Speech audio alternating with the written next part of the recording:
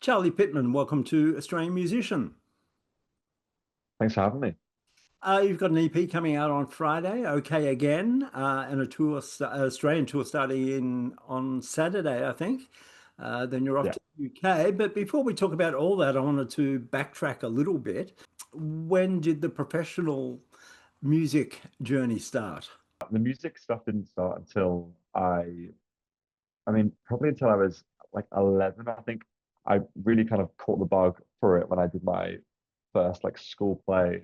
I remember being the year below the top year, the year six, and getting the lead in the school kind of play and thinking, oh, I'm really loving this performing thing. And then it wasn't until I was a teenager that I picked up a guitar and taught myself guitar, taught myself piano, just so I could play songs that I wanted to hear, that I could hear on the radio. And um, then eventually, when I was sort of 16, started writing songs.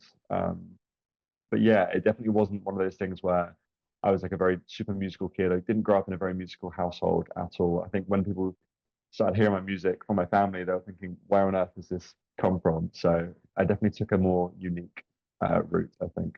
Do you remember the first song you ever wrote or the first set of lyrics? Yeah, I remember I had a friend at school called Fred, and he was an amazing guitarist. And we wrote this song. I think it was called like Lightning Bird, and it's one of the worst songs that's probably ever been written, and it will never see the light of day. But there is probably a recording of it on a SoundCloud link somewhere. Um, but it was really bad. I think my was unbroken probably at that point as well, and it was just a very high, screechy collection of lyrics. Yeah. Okay, so you were born here, grew up in the UK, then relocated back to Australia about 2, 3 years ago. Yeah, 2 years ago to the day, actually. I just saw my phone popped up. So yeah, 2 years today. Yeah, and why that move? I think I've been releasing music for 3 years at that point, living in London, and I was just finding it really tough to kind of break through to that next level.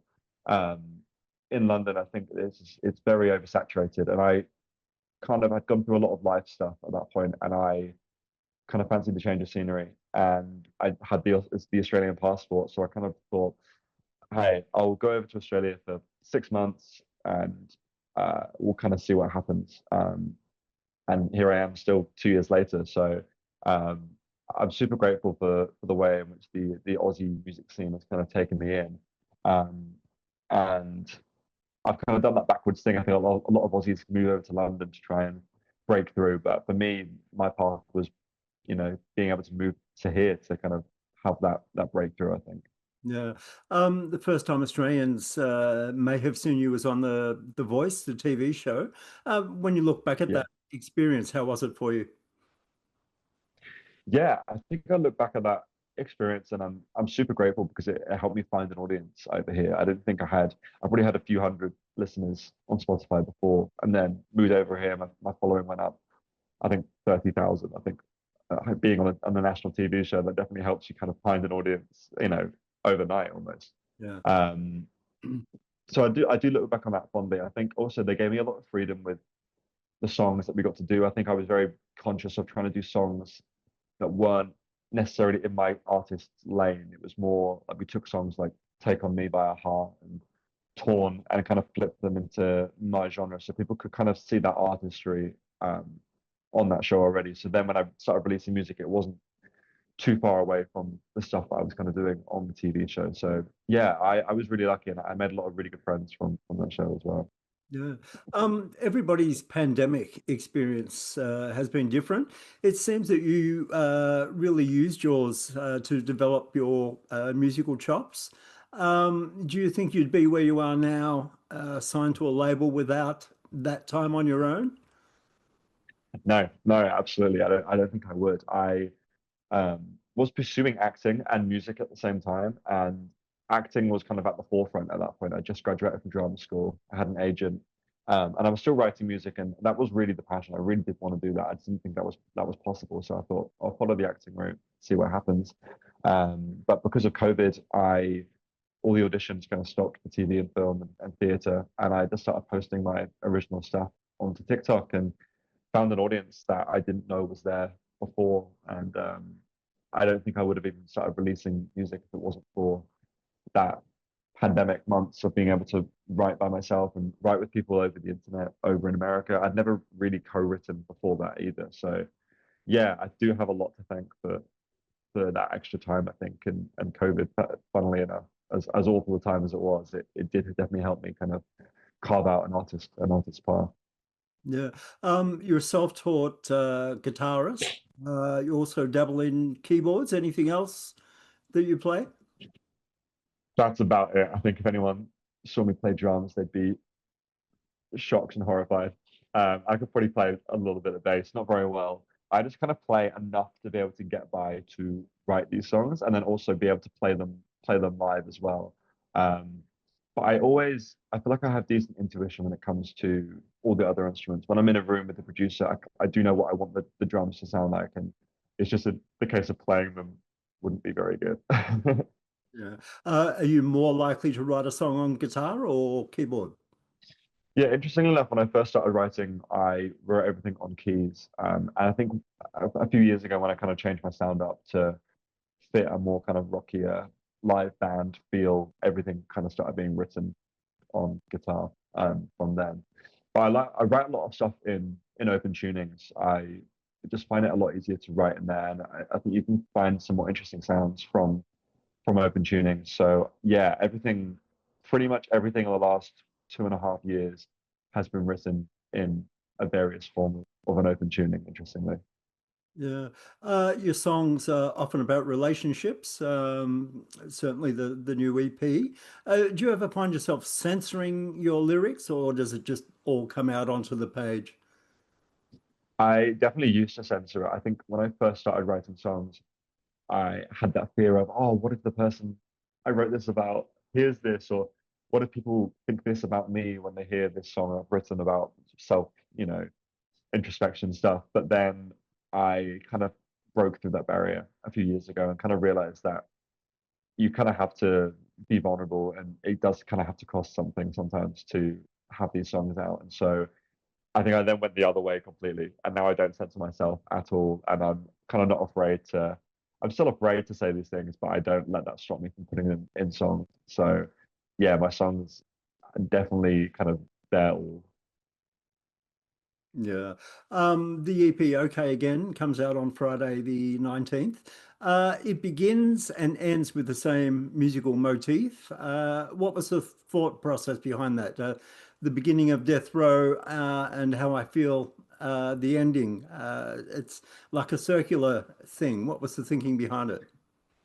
Yeah, I think I knew I wanted to do something to tie everything together, because it is all, like you said, it is about relationships, and every relationship does have a start, beginning, and end. And I feel like in romantic relationships, until you find the person you're going to be with forever, um, it does feel like you're right back at the start again when you end a romantic relationship, or even a relationship with a friend. It's like you finish that relationship and you're absolutely back where you started, and you do have to kind of form those relationships again. And I think with Death Row and How I Feel, they're both songs about kind of being in limbo. So I kind of just wanted to draw parallels between that song and the other song. There's also another motif in both those songs, which is the repeated line, get yourself together, which I tried to put in both of them, which is kind of just like a way for me to bookmark the EP, I think, or bookend it even. Do you enjoy the recording aspect of songwriting, the physical uh, chopping of files and the plugins and everything? I do. I love it. I'm like production obsessed. I have so many references when I come in, and I love working with, especially this EP. I absolutely love working with John. He had so many incredible ideas that he would kind of be like, "What do you think of this?" And I think, "Yes, absolutely. Just keep doing whatever you're doing." But the one thing I don't love about recording is, I think after doing vocals, then comping a vocal. Sometimes I'll do maybe 40 takes of a vocal, and it feels so definitive when you then have to choose which version you want to put onto the record, because that is the one that's going to be there forever. So I find it really hard to go, is this one better than this one? I think I don't have the ear for it, but luckily I do have some amazing collaborators who can help and go, no, let's choose this line, this comp or whatever. So yeah, but I do love it. And being able to go to Nashville to record this EP was a real dream come true. And working with John, I've been a fan of his for 3 years. So being able to work with him was, yeah, amazing. Yeah. And what kind of recording setup did you have at home during COVID? And has that progressed into something else now? Interestingly, my recording setup for home recording has stayed the exact same. I think for demos, I kind of worked out what I needed to do. And it really is just me, an SM7B mic, a little Focusrite interface, couple guitars, couple of MIDI keyboards. But I don't even have speakers in my home studio, which is literally I put all my instruments and my stuff on my bed and I record from there, or maybe a little table. But I don't even have speakers. I do everything into earphones, interestingly. Um, but then yeah, it's awesome to then go into studios and then get the real performance and the real sound when you're actually recording the songs. But for demos, even on this EP, one of the demos was just a voice memo recorded into my iPhone. Um, I think you can do it. You don't have to have all the flash gear and stuff if you are just kind of making these demos in your bedroom. Yeah. Are your songwriting antennas always up? Are you able to switch off easily? Um, I think they are always up. I think I'm always listening to people saying, and even if I'm not thinking, oh, I need to think about what this person's saying, someone might say something that is interesting to me, and I'll instantly think, oh, that could be a good lyric. Let me write that into my notes. So my notes app is just a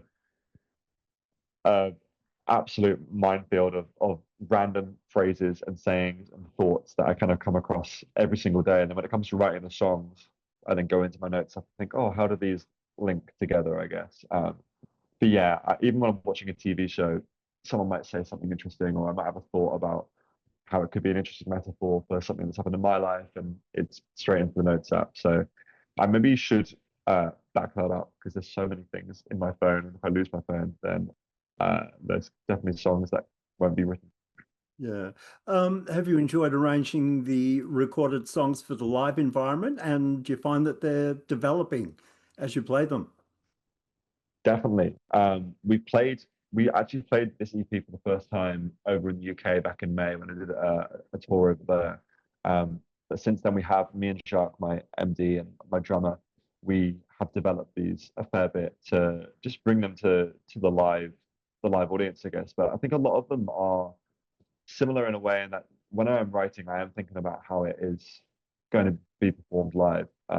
And so a lot of the stems do stay the same. There's just a couple of things that are elevated, I think. And um, yeah, it's going to be really fun playing these shows in Australia for the first time as well, and kind of seeing audiences' reactions. But yeah, like I said, there's a lot of big guitars in the songs already. And so it's just kind of been elevated ever so slightly for the live form. And what will you be playing on stage? I'll be playing guitar. I play a baritone. I play um, a Fender baritone guitar in my favorite open C tuning. Um, and then yeah, I have an amazing lead guitarist, bass player, and drums. We have some synth bass as well. Um, it's that element of trying to obviously there's a lot of electronic elements in these songs as well, which are through track. But if we can play as much as what we can play ourselves, then the tracks will just elevate it. I think is always the feeling. Yeah. What's the most memorable show that you've played to date?